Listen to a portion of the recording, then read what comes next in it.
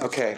Good evening. My name is Scott Hibbard from DePaul University. I am going to be picking up where Dr. Zonis left off. And before I do that, though, I'd like to thank our organizers for hosting this panel and appreciate everyone coming out tonight. And I'm glad to be a part of it and happy to be in Hyde Park. So again, let me pick up where Dr. Zonis left off.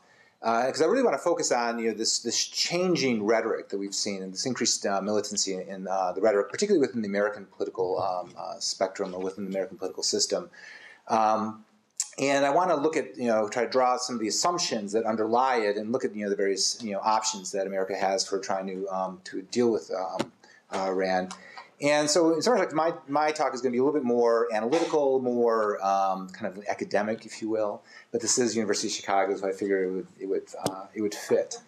Let me begin then with just kind of three observations. As I've been watching the debates going on in Israel and the increased rhetoric by Benjamin Netanyahu and Foreign Minister Ehud Barak, or I guess not Foreign Minister, Defense Minister Barak, as well as watching the American presidential debates and the Republican primary presidential debates recently, I was really struck by this increased belligerency, and so as I was listening to this, I was not thinking back to 2002. I was thinking back to 2007, 2008. Because if how many of you recall this, but there was a real push at the end of the Bush administration to do something about Iran. And there was even an event hosted up at DePaul University by the DePaul Conservative Alliance, a kind of a neoconservative group. And the title of the event was "War with Iran?" It was a very curious event. But anyway, the bottom line was that the basic arguments were being laid out then; they're being laid out today. That Iran is on the verge of developing nuclear weapons. That a nuclear-armed Iran, from an American perspective, is simply unacceptable, either from a moral perspective or from a strategic perspective. And therefore, something must be done, including some kind of preemptive strike. I mean, that's the argument. That was the argument put out by the Bush administration in 2007, 2008, or elements of the Bush administration. And that's the same kind of argument that you're seeing bandying around now. Now, there's two assumptions to this that I find kind of curious. One is that the nuclear program that Iran has has a military component to it, and that assumption I actually buy. I mean, I don't know why they would be developing a nuclear program if they didn't have a military component. I mean, everyone else in their region has nuclear capabilities or nuclear weapons. I don't know why they would spend all the money if they weren't going to be producing nuclear weapons. But the second assumption, so I have no problems with the first assumption. It's the second assumption that's really problematic. And the second assumption that kind of lurks in these debates is that the ideological nature of the Iranian regime means that if it has these weapons, it will use them, and it will use them in an offensive or first strike capability. And I find this really problematic. I find this really problematic for a number of reasons, but we'll talk about a little bit more about this later. But this is the kind of, in some respects, the key assumption that justifies the preemptive strike, where I think the arguments are just simply off base. So let me then turn to the second observation as a way of prefacing my remarks. The second observation is that this idea that because of the nuclear, aspiring nuclear capability of the Iranian regime and the nature of its power is bent on some kind of first strike capability. Therefore, preemptive war ought to be undertaken. That fell flat in 2007 and 2008, and it's falling flat today. I would argue. I hope it will, for many of the same reasons. Because as former Mossad director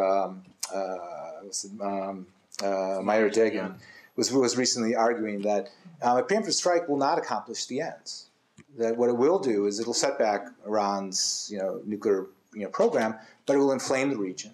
It will lead to region-wide war. It will greatly destabilize the region. It will interrupt the flow of oil. It will raise the price of oil. It will put severe economic constraints upon the international economy at a time they can really least afford it. So there's any number of reasons why this is a really ridiculous idea. And yet the question remains, why is it still on the table? And this then leads to my third observation.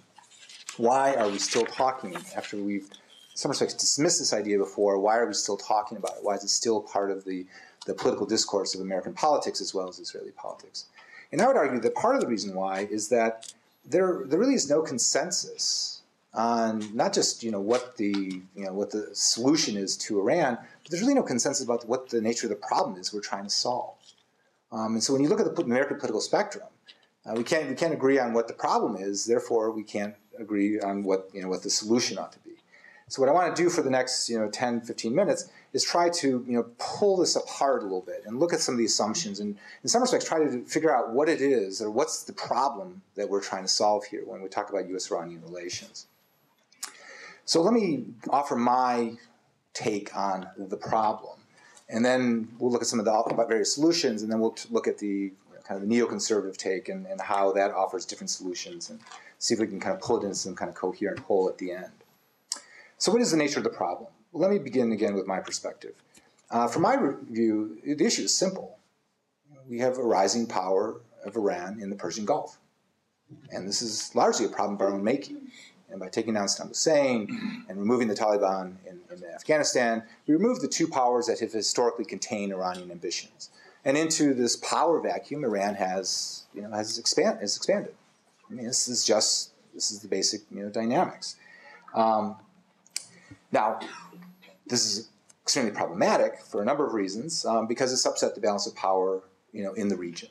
And the region is strategically significant, in part because it sits on top of 2/3 of the world's proven reserves of oil, $30 trillion worth of oil.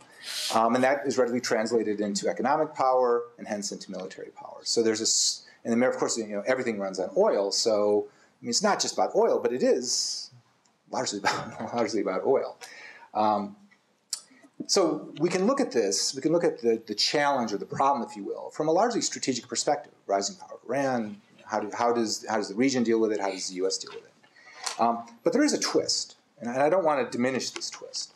The twist, of course, is the ideological and religious dimension of the Iranian regime, and the ideological and religious dimension of the rhetorics, within the West, and the way in which it characterizes the Iranian regime. And here, you can't, and I'm not an Iranian expert per se, I'm more of an American foreign policy specialist, and my other two colleagues will be talking more about the internal dynamics within Iran, but I think it's fair to say that, one of the defining features of the Iranian regime is its revolutionary Shia nationalism. I mean, that's just part of its identity and part of its raison d'etre, and it's also one of the things that sparks a great deal of fear within at least the Sunni order, the Saudis, the Turks, the Egyptians, perhaps less so the Egyptians now, but definitely under the Mubarak regime. And so there is this confrontation, this ideological confrontation between the status quo powers, which are largely Sunni, and this kind of revisionist power rising in the midst of the Persian Gulf, which is defined by its Shia identity.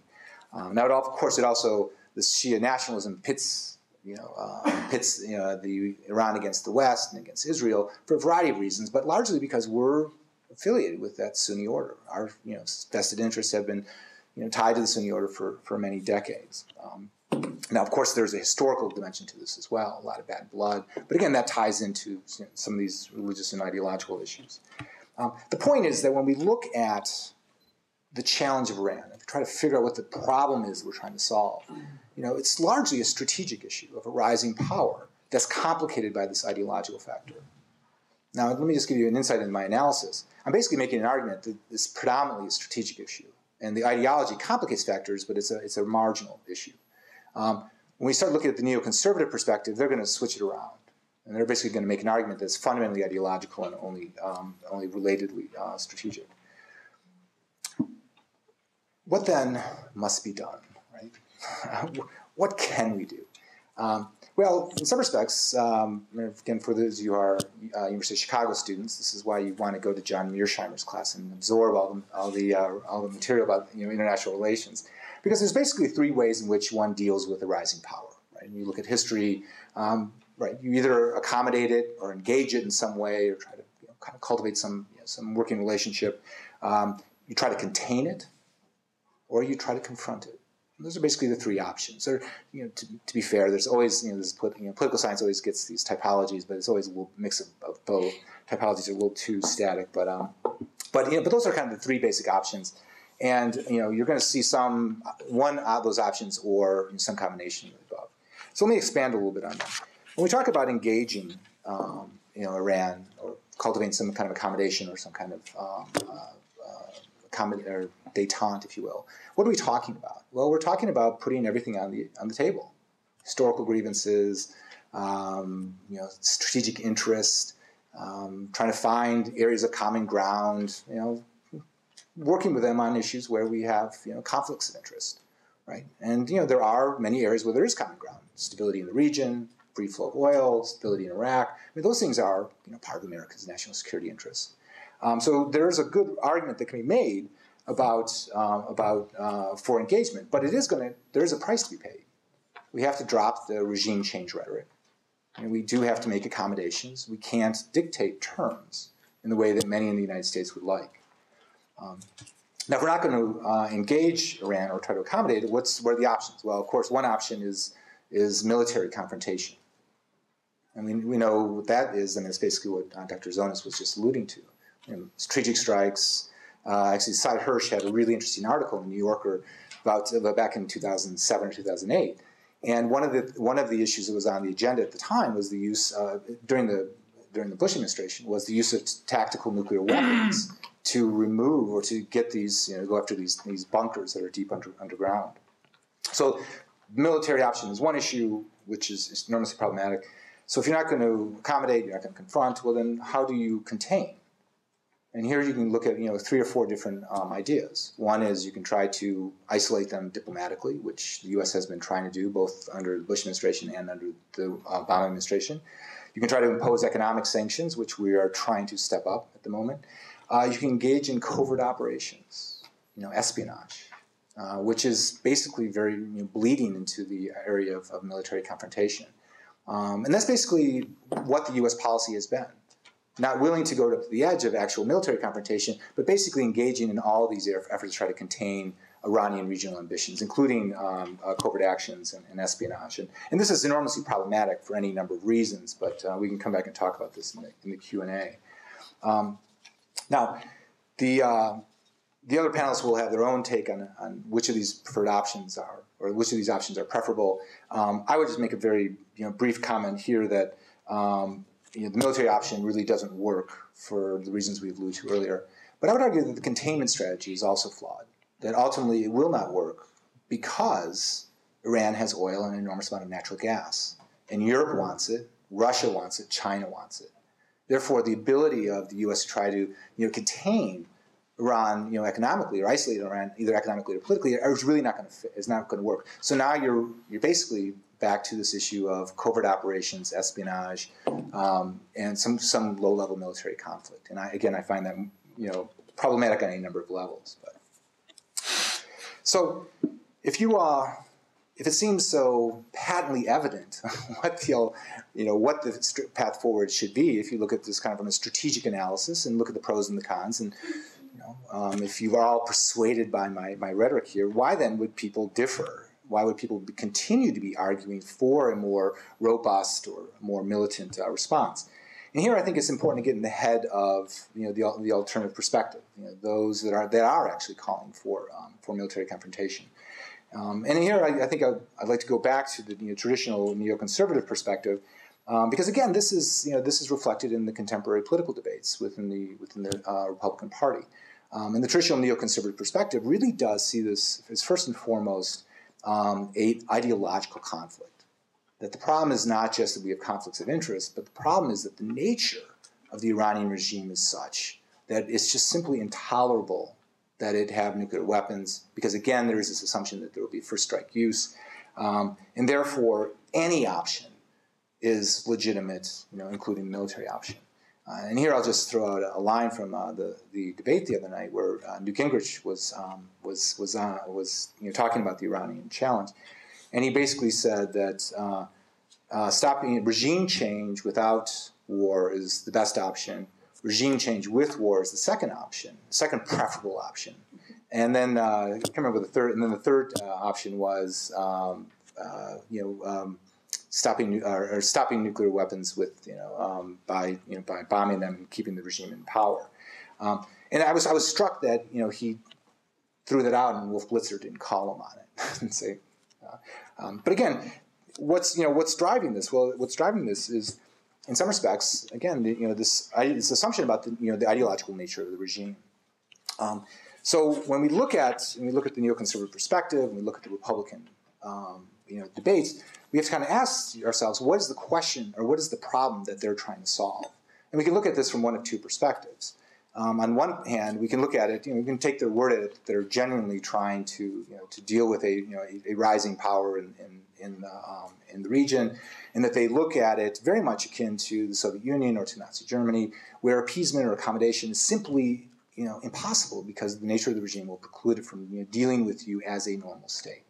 And so that's what's in their mind. I have a problem with that, but that's what's driving their perspective.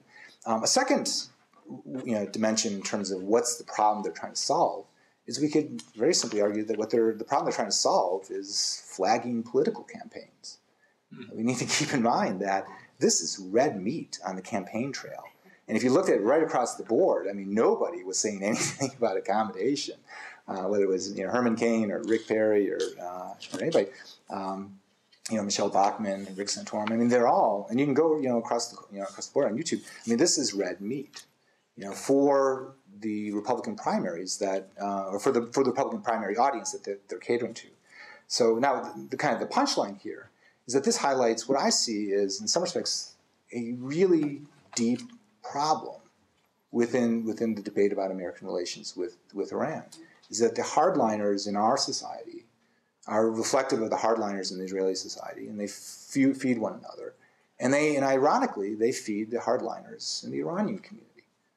And so part of the problem that I think we need to solve as a society is, how do you try to get away from these hardline perspectives? How do you create a incentive to moderate both within the domestic political community as well as within the international community?